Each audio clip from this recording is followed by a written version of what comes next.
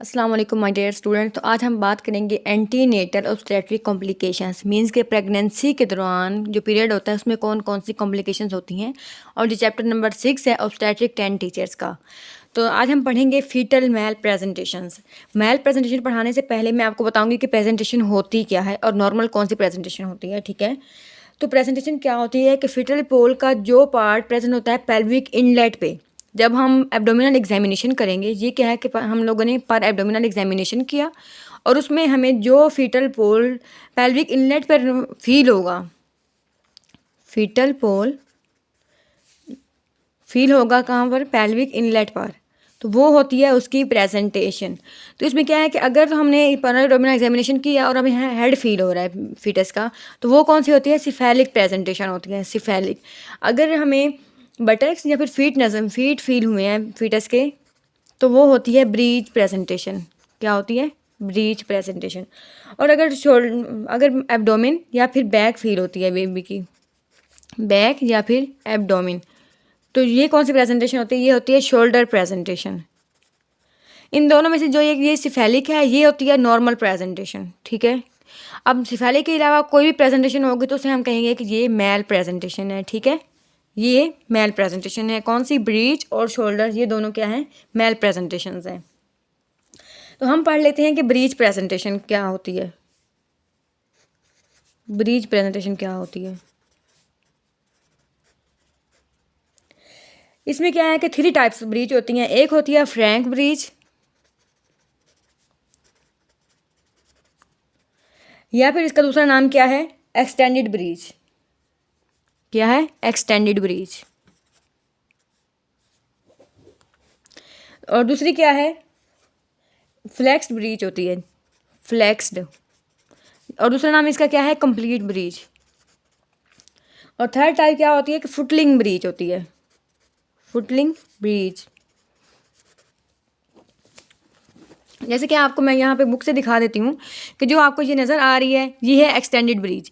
इसमें क्या है, फीटस के जो है लेग्स हैं ये एक्सटेंडेड पोजीशन में है, इसे हम क्या कहते हैं, या तो ये फ्रैंक ब्रीच होती है या फिर एक्सटेंडेड ब्रीच, इसके 2 नाम हैं।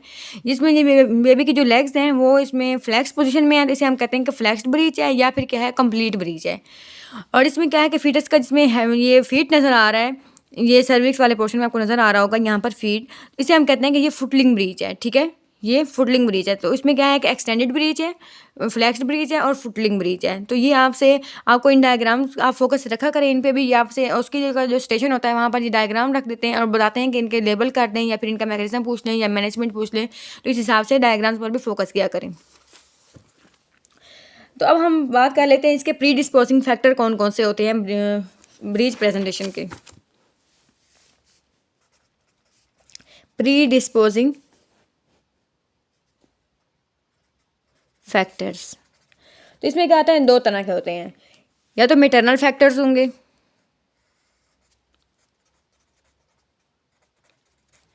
या फिर प्लेसेंटल होंगे, या फिर थर्ड क्या है, 3 तरह के होते हैं। इसमें क्या है, फीटल भी प्रॉब्लम, फीटल रिस्क भी हो सकते हैं। तो अब मैटरनल में ऐसी क्या प्रॉब्लम होंगी जिसकी वजह से ब्रीच प्रेजेंटेशन होने का डर है। उसमें क्या होता है कि अगर फिब्रॉइड्स हैं मदर को, या फिर क्या है कि जैसे जो यूट्राइन की एबनॉर्मेलिटीज़ हैं वो कंजेनिटल है, मीन्स कि यूट्रस का जो स्ट्रक्चर है वो एबनॉर्मल है। Congenital uterine abnormalities, uterine abnormalities. और क्या है, या फिर यूट्राइन सर्जरी हुई हो, प्रीवियस यूट्राइन सर्जरी, तो इसकी वजह से भी ब्रीच प्रेजेंटेशन होने का रिस्क प्रेजेंट होता है। और सेकंड क्या है कि प्लेसेंटल कौन कौन से प्रॉब्लम्स हो सकते हैं। तो प्लेसेंटा में क्या है, प्लेसेंटा प्रीविया हो सकता है, प्लेसेंटा प्रीविया, जिसमें क्या है कि प्लेसेंटा जो है वो सर्वाइकल ओस पे प्रेजेंट होती है। ठीक है, और क्या है कि फीटल प्रॉब्लम्स भी हो सकती हैं। फीटस में क्या है, या तो मल्टीपल गेस्टेशन हो तब भी डर होता है कि ब्रीच प्रेजेंटेशन ना हो जाए, मल्टीपल गेस्टेशन, या फिर जिसे हम ट्विन प्रेगनेंसी कहते हैं।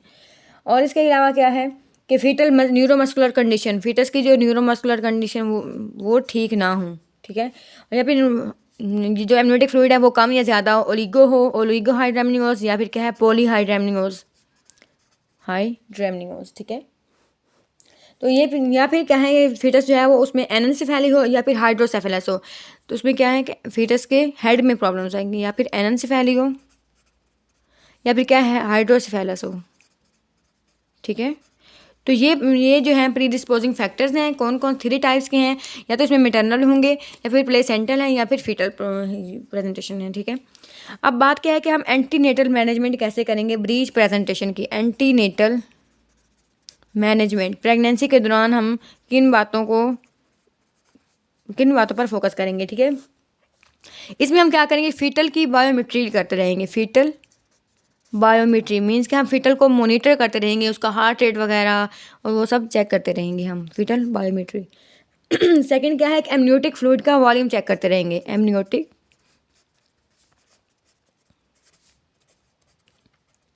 और क्या है कि प्लेसेंटा की साइड क्या है, मीन्स कि वो प्लेसेंटा जो है प्रीविया तो नहीं है, तो हम प्लेसेंटा की साइड भी चेक करेंगे। ठीक है, अब फर्ज करो कि एक ब्रीच पोजीशन है और एंड तक वो ब्रीच ही रही है और अब पेशेंट जो है वो लेबर में है, तो उसको अब हम डिलीवर करने के लिए हमारे पास 3 तरह के मेथड्स होते हैं। ठीक है, ब्रीच डिलीवरी है और उसकी डिलीवरी के हमारे पास 3 मेथड्स होते हैं। या तो हम उसकी एक्सटर्नल सिफेलिक वर्जन करवा दें। क्या है, एक्सटर्नल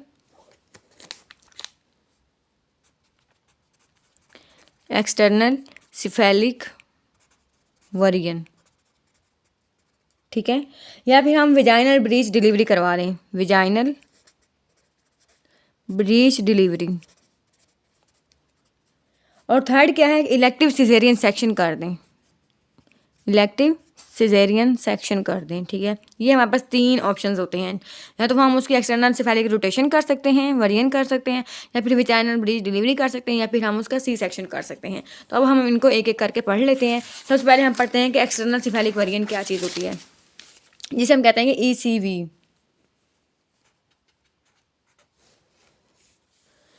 एक्सटर्नल सिफेलिक वरियन, तो ये क्या होता है कि ये एक स्ट्रेट फॉरवर्ड मेथड होता है और ये सेफ टेक्निक होती है। ठीक है, ताकि हम जो सी सेक्शन का जो नंबर है उसको कम कर सकें। ठीक है, और ये परफॉर्म हम करते हैं 37 वीक ऑफ गेस्टेशन पे, 37 वीक ऑफ गेस्टेशन पे परफॉर्म करते हैं।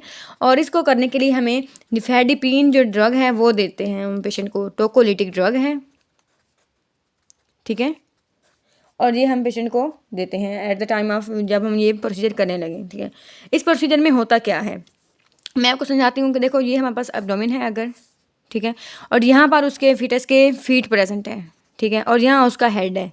इसमें हम क्या करेंगे, फीट को एलिवेट करेंगे पेल्विस वाली लेवल पे, यहाँ पे एक हाथ से हम फीट को एलिवेट करेंगे और उसको यूँ फॉरवर्ड रोटेशन करवाएंगे उसकी, और दूसरे हाथ से हम क्या करेंगे कि हेड को फ्लेक्स करवाएंगे और उसे और उसकी ये जो है फ्लेक्शन करवाएंगे, रोटेशन करवा देंगे ताकि वो पेल्विस की तरह हो जाए। मीन्स कि हम उसे 360 की, इसमें क्या है कि 1 इसमें हम इसको पेशेंट को रोटेट करवा रहे हैं, पेशेंट को नहीं सॉरी फीटस को। ठीक है, और इसमें हमने क्या करना है कि 10 मिनट से ज़्यादा तक ये प्रोसीजर परफॉर्म नहीं करना, 10 मिनट से ज़्यादा ये परफॉर्म नहीं करना, क्योंकि पेशेंट जो है वो एग्जॉस्ट हो सकती है और फीटस में भी कंप्रोमाइज़ हो सकता है इसमें। और एक बात का और ख्याल रखना है कि अगर मदर जो है वो ब्लड ग्रुप उसका नेगेटिव है, ब्लड ग्रुप अगर उसका नेगेटिव है तो फिर हमने उसे एंटी-डी भी दे देना है। ठीक है, एंटी-डी इंजेक्शन भी दे देना है। ठीक है, और इसमें क्या है कि इसकी कॉन्ट्रा इंडिकेशन होती हैं और रिस्क होते हैं जो वो बहुत इंपॉर्टेंट है और आपसे SQ वगैरह में पूछे जा सकते हैं। और इसमें ये आपने याद रखना है कि इसमें 37 वीक पे हम लोगों ने ये प्रोसीजर परफॉर्म करना है। इसकी कॉन्ट्रा इंडिकेशंस क्या हैं, कॉन्ट्रा इंडिकेशंस मीन्स के किन कंडीशन में हमने एक्सटर्नल सिफेलिक वरियन नहीं करनी। तो उसमें क्या है कि या फीटस की एबनॉर्मलिटी हो, मीन्स के वो हाइड्रोसिफेलस हो या फिर एनएनसिफेली हो, तब भी हमने नहीं करना है। इससे पहले हमने अल्ट्रासाउंड करना है और सारे फीचर्स जो है वो देख लेने हैं। तो इसमें क्या है कि अगर फीटल एबनॉर्मलिटी है या फिर क्या है उसमें क्या है हाइड्रोसिफेलस है या फिर क्या है प्लेसेंटा प्रीविया है, प्लेसेंटा प्रीविया, तो उसमें भी ECV नहीं करनी। ठीक है, ओलिगोहाइड्रेमनियोज है या फिर पॉलीहाइड्रेमनियोज है, फिर भी हम लोगों ने नहीं करनी, या फिर मल्टीपल गेस्टेशन है तब भी नहीं करनी, मल्टीपल गेस्टेशन, प्रीवियस सकार हो उसका सी सेक्शन की वजह से, तब भी नहीं करना। और इसके अलावा क्या है, पेशेंट जो है उसे प्री इक्लेम्पशिया वगैरह हो तब भी हम लोगों ने नहीं करना, प्री इक्लेम्पशिया। तो ये सारी कंडीशन है जिनमें हम लोगों ने एक्सटर्नल सिफेलिक वरियन नहीं करनी, और ये पॉइंट बहुत इंपॉर्टेंट है।